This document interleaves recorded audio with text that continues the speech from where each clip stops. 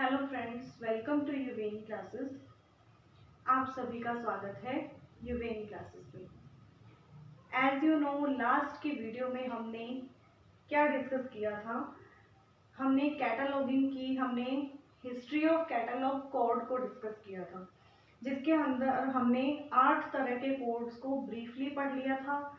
और जो हमारे सिलेबस में है AACR2 और CCC, ठीक है, उसमें से हमने AACR2 को भी हमने पढ़ लिया था। अब आज हम देखेंगे CCC, ये कौन सा कैटलॉग कोड है और ये किसके द्वारा लाया गया, कब लाया गया, ये सब हम देखेंगे। CCC ये है हमारा आज का टॉपिक, ठीक है। क्या है इसकी फुल फॉर्म, क्या है? Classified catalogue code. Classified catalogue code, ये है इसकी फुल फॉर्म। कब लाया गया ये? 1934 बाय डॉक्टर SR रंगनाथन, ठीक है। क्लासिफाइड कैटलॉग कोड, ठीक है, कब लाया गया? 1934 में। किसके द्वारा? डॉक्टर SR रंगनाथन जी के द्वारा। इसकी एडिशंस आई थी, देख लेते हैं हम कब कब आई हैं। पहले तो 1934, ठीक है, फिर 1945, 51, 58, 64, ठीक है। 1934, 45, 51, 58 और 64, ये थी इसकी एडिशंस। क्लियर? फर्स्ट एडिशन इसका 1934 में आया। क्या था? Classified catalogue code. इसके नाम से पता लग रहा है कि इसमें मेन चीज क्या होनी चाहिए, हमें क्लास नंबर से हमें क्या करना है। कैटलॉग कार्ड का आधार क्या है हमारा? क्लास नंबर ही इसका आधार रहेगा। मेन एंट्री किससे बनेगी? क्लास नंबर से ही बनेगी। क्लियर? तो रंगनाथन जी ने क्या कहा कि क्लास नंबर से ही मेन एंट्री बनेगी। ये क्या था? ये था बेस्ड ऑन नॉर्मल बिहेवियर, ठीक है, बेस्ड ऑन नॉर्मेटिव प्रिंसिपल्स, ठीक है, नॉर्मेटिव प्रिंसिपल्स। नॉर्मेटिव प्रिंसिपल्स के आधार पर बनाया गया था इसे, ठीक है। इसके कुछ प्रिंसिपल्स हैं और इसके अंदर नॉर्मल बिहेवियर, सामान्य व्यवहार को रखा गया है। इसके अंदर क्या किया गया है, ठीक है, सब्जेक्ट हेडिंग्स के बेस पर इसकी एंट्रीज बनती हैं। और सब्जेक्ट हेडिंग्स आपको पता है चेन प्रोसीजर के थ्रू आती है ना, चेन प्रोसीजर। तो इस तरह से क्या है, इसमें सब्जेक्ट हेडिंग्स कहाँ से प्राप्त की जाती हैं? चेन प्रोसीजर से। और इसमें क्या होता है कि इसमें जो एंट्री है बिल्कुल ही शॉर्ट बनती है। क्यों? क्योंकि इसमें बिब्लियोग्राफिक इंफॉर्मेशन ज़्यादा नहीं दी जाती। जैसे पब्लिशर, ठीक है, पब्लिशर हो गया, कोई इम्प्रिंट कलेक्शन हो गया और इसका साइज हो गया, ये सब चीज़ें इसमें नहीं दी जाती, इसलिए इसका साइज क्या होता है? छोटा होता है। और इसमें क्लास इंडेक्स एंट्री बनाई जाती है। कौन सी? क्लास इंडेक्स एंट्री, ठीक है, क्लास इंडेक्स एंट्री इसमें बनाई जाती है। क्लियर? तो क्या है ये क्लासिफाइड कैटलॉग कोड? कब आया? 1934 में बाय डॉक्टर SR रंगनाथन। इसकी और एडिशंस कौन कौन सी थी? 34, फिर 45, 51, 58 और 64 में इतनी इसकी एडिशंस आ चुकी हैं। ये सामान्य व्यवहार पे टिका हुआ है और इसका बेस क्या है? Normative principles. इसके कुछ सिद्धांत हैं जो हम अभी आगे पढ़ेंगे। सब्जेक्ट हेडिंग्स चेन प्रोसीजर के थ्रू इसमें लाई जाती हैं। जैसे कि हमने चेन प्रोसीजर को पढ़ा था, क्या होता है इसके अंदर बिब्लियोग्राफिक इंफॉर्मेशन नहीं दी होती, एंट्रीज छोटी बनती हैं और इसमें क्लास इंडेक्स एंट्री बनाई जाती हैं। क्लियर? आगे देखते हैं। इसमें मेन सोर्स क्या है एंट्री बनाने का? मेन सोर्स एंट्री बनाने के लिए क्या चाहिए? इसके अंदर हमने क्या करना होता है, जब आपको सीसीसी के अकॉर्डिंग आप कैटलॉग कार्ड बना रहे हैं तो आपको मेन एंट्री कहाँ से बनानी है? टाइटल पेज से इंफॉर्मेशन लेकर। ठीक है, टाइटल पेज या ओवरफ्लो पेज, टाइटल पेज या फिर ओवरफ्लो पेज। इसमें क्या होता है, एक तो टाइटल पेज होता है जो बुक पे, जिसपे बुक पर टाइटल लिखा होता है, और ओवरफ्लो टाइटल के पीछे वाला पेज जहां से आप इंफॉर्मेशन ले सकते हो। ठीक है। अब इसके अंदर क्या है, हमें बताया गया है कि ये किसके आधार पे है, ये नॉर्मेटिव प्रिंसिपल्स के आधार पे है। ठीक है, नॉर्मेटिव प्रिंसिपल्स। ये क्या है नॉर्मेटिव प्रिंसिपल्स? सीसीसी को बनाने के लिए कुछ नियम हैं, कुछ कैनन्स हैं, कुछ लॉज हैं। ठीक है, लॉज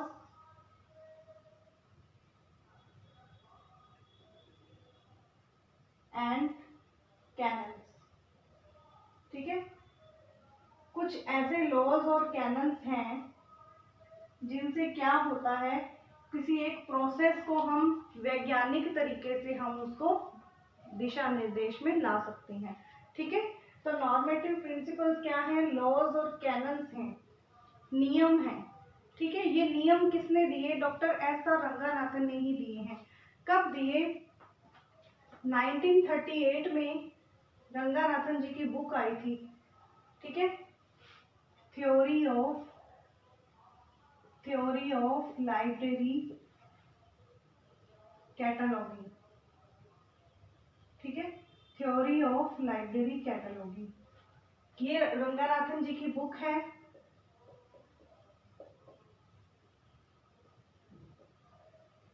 इसमें उन्होंने ये जो नॉर्मेटिव प्रिंसिपल्स हैं इन्हें क्या कहा था? इसमें रंगानाथन जी ने नॉर्मेटिव प्रिंसिपल्स को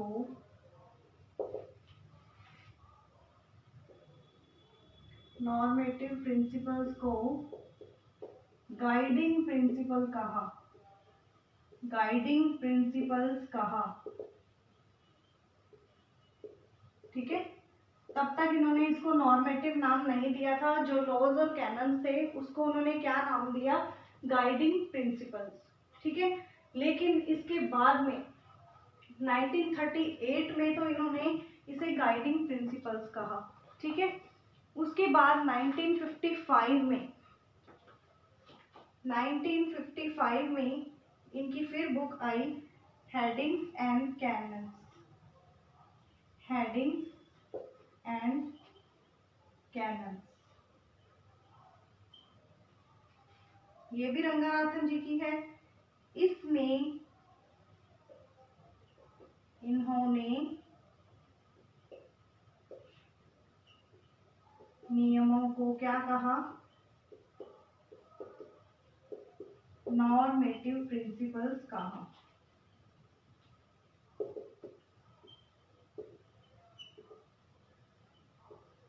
क्लियर? 1938 में library theory of library cataloguing में तो इन्होंने इसे क्या कहा? Guiding principles. और 1955 में हेडिंग्स एंड कैनन्स, इन्होंने इस बुक में इसको क्या नाम दे दिया? Normative principles. ठीक है, इन्होंने क्या किया? रंगानाथन जी ने 9 तो प्रिंसिपल्स दिए, नॉर्मेटिव प्रिंसिपल्स। ठीक है, 5 इन्होंने लॉज दिए, 4 इन्होंने और सूत्र दिए। इस तरह से इन्होंने कुछ सूत्र और 2 एक और हैं जो नॉर्मल इन्होंने नियम बताए। तो इस तरह से इन्होंने काफी नियम बताए हैं जिससे कि क्या है, सीसीसी को और अच्छे से बेहतर बनाया जा सकता है। जब इन्होंने थ्योरी ऑफ लाइब्रेरी कैटलॉगिंग जब अपनी बुक रखी, इन्होंने लॉन्च की, तब इन्होंने यहाँ पे 6 उपसूत्र रखे थे, 6 कैनन, ठीक है, और 4 नियम बताए थे। फिर इसमें और ऐड कर दिए इन्होंने, ठीक है। और जो लास्ट वाला जो नॉर्म था वो इन्होंने 1969 में जोड़ा। जब हम अभी सारे प्रिंसिपल्स की बात करेंगे तब हम बात करेंगे उसमें। जो 9वां इन्होंने नियम जोड़ा था वो 1969 के अंदर जोड़ा था, जिसको बोलते हैं cannon of recall value. Clear? तो ये क्या था, मेन सोर्स क्या है एंट्री बनाने का, टाइटल पेज या ओवरफ्लो पेज। जो टाइटल पेज होता है किताब का और उसका बैक साइड का जो पेज है, वहां से ही सारी एंट्री बनाई जाती है। और ये किसके बेस पर है, नॉर्मेटिव प्रिंसिपल्स के बेस पर है। तो रंगनाथन जी ने अपनी बुक 1938 में जो इनकी बुक आई थी थ्योरी ऑफ लाइब्रेरी कैटलॉगिंग, उसमें इन्होंने इन नियमों को क्या नाम दिया, गाइडिंग प्रिंसिपल्स, ठीक है। फिर उसके बाद 1955 में हेडिंग्स एंड कैनन्स इनकी बुक आई, जिसमें इन्होंने इन प्रिंसिपल्स को क्या नाम दे दिया, नॉर्मेटिव प्रिंसिपल्स, ठीक है।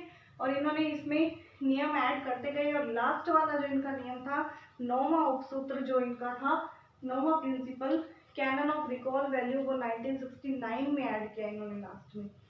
चलिए अब बात करते हैं कि वो प्रिंसिपल्स कौन कौन से। अब बात करते हैं वो नॉर्मेटिव प्रिंसिपल्स कौन कौन से हैं, ठीक है।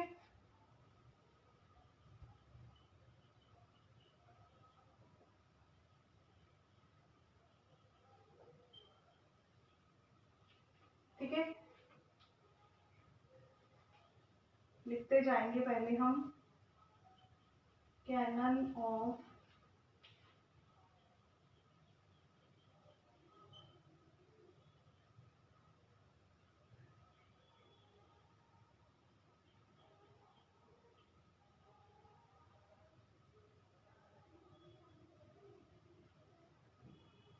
ascertainability,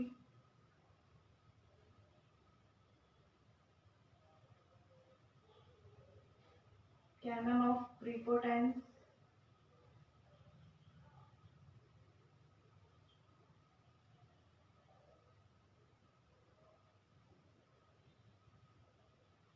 canon of individualization,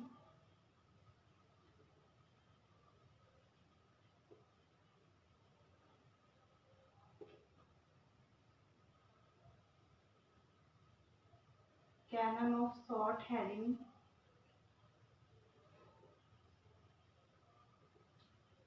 canon of ascertainability, canon of prepotence, canon of individualization, canon of short heading, canon of context, canon of context,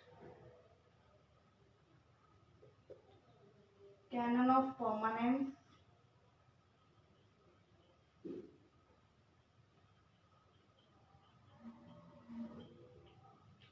canon of context, canon of permanence, canon of currency,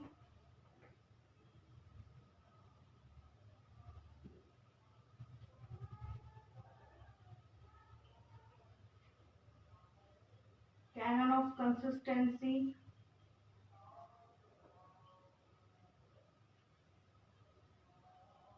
या consistence,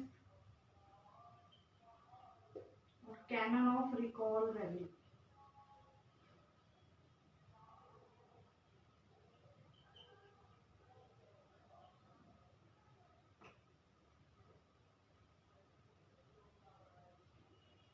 ये है 9 उपसूत्र, ठीक है। Canon of ascertainability, canon of prepotence, canon of individualisation, canon of short heading, canon of context, canon of permanence, canon of currency, canon of consistency और canon of recall value.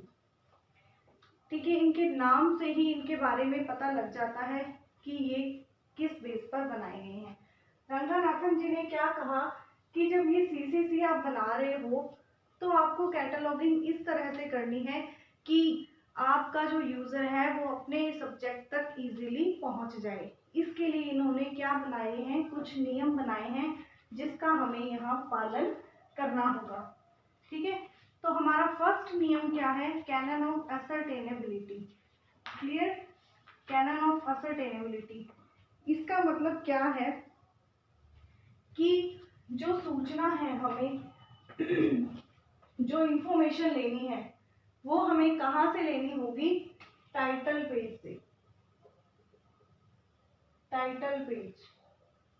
ठीक है, जो हमें सूचना लेनी है वो कहाँ से लेनी होगी, टाइटल पेज से ही लेनी होगी। हमारा फर्स्ट नियम, निश्चयन का नियम क्या कहता है कि हमें जो सूचना है वो कहाँ से लेनी है, टाइटल पेज से लेनी है। प्रीपोटेंस का मतलब है कि आपको जो सूचना है उसको अगर भाग में रखना है, जो आपकी मेन सूचना है उसको आप आगे रखोगे। ठीक है, फिर है इंडिविजुअलाइजेशन, कि आप जिसके अंडर बना रहे हो, जो बुक जिस सत्ता के अंडर है वो उसकी जो है इंडिविजुअलिटी खोनी नहीं चाहिए, वो क्लियरली सामने होना चाहिए कि वो बुक किसके अंडर में बनी है। शॉर्ट हेडिंग, हेडिंग कैसी होनी चाहिए, ठीक है, जो हमने पढ़ा था कि false link, short heading, unshort heading. तो शॉर्ट हेडिंग वो जिससे यूजर आपको आपकी बुक को सर्च करने वाला है। ये सारे हैं इसी से रिलेटेड कि इस तरह से आपको एंट्री करनी है कि यूजर उस तक आसानी से पहुंच जाए। ठीक है, कॉन्टेक्स्ट, कॉन्टेक्स्ट का मतलब क्या होता है कि जो प्रचलन आपकी लाइब्रेरी में आज चल रहा है, ऐसा नहीं है कि आप बहुत पहले वाली रीतियों को ही अपना रहे हैं, उसी तरह से कैटलॉगिंग कर रहे हैं, उसी तरह से क्लासिफिकेशन कर रहे हैं, नहीं, जो आज के टाइम में न्यू चल रही हैं उसके अकॉर्डिंग आपको अपनी बुक्स को सेट करना होगा। इसको कहते हैं कैनन ऑफ कॉन्टेक्स्ट। परमानेंस, स्थायित्व होना बहुत जरूरी है आपके कैटलॉगिंग प्रोसेस के अंदर। करेंसी, कंसिस्टेंसी और रिकॉल वैल्यू, तीनों से यही मतलब है कि आपको वो नाम आपको आगे देना चाहिए जिससे कि आपका यूजर बुक को ढूंढ सके, उसको याद हो, माइंड में नाम याद हो, उस तरह से वो अपनी बुक को ढूंढ ले। क्लियर, और ऐसा भी ना हो कि दो लेखकों की जो किताब है तो आपने किसी एक के अंदर ही आपने एंट्री बनाई है, दूसरे की नहीं बनाई, तो यूजर जो है मान लो दूसरे ऑथर को जानता हो, उसको नहीं जानता हो, तो इस तरह से किसी की भी इंडिविजुअलाइजेशन खोनी नहीं चाहिए, कोई सत्ता खोनी नहीं चाहिए जिसके अंदर ये बुक लिखी गई है। तो इसी तरह से उन्होंने 9 हमें प्रिंसिपल्स बताए हैं। तो पहला क्या है, कैनन ऑफ असर्टेनेबिलिटी, निश्चयन का नियम। Canon of ascertainability, canon of prepotence, canon of individualisation, canon of short heading, canon of context, canon of permanence, canon of currency, canon of consistency और कैनन ऑफ रिकॉल वैल्यू। ठीक है, ये तो 9 तरह के हमें नॉर्मेटिव प्रिंसिपल्स किसने दिए हैं, बाय एस.आर. रंगनाथन जी ने। कब दिए इन्होंने, ये 6 तो इन्होंने अपनी जो इनकी बुक आई थी थ्योरी ऑफ लाइब्रेरी कैटलॉगिंग में दी।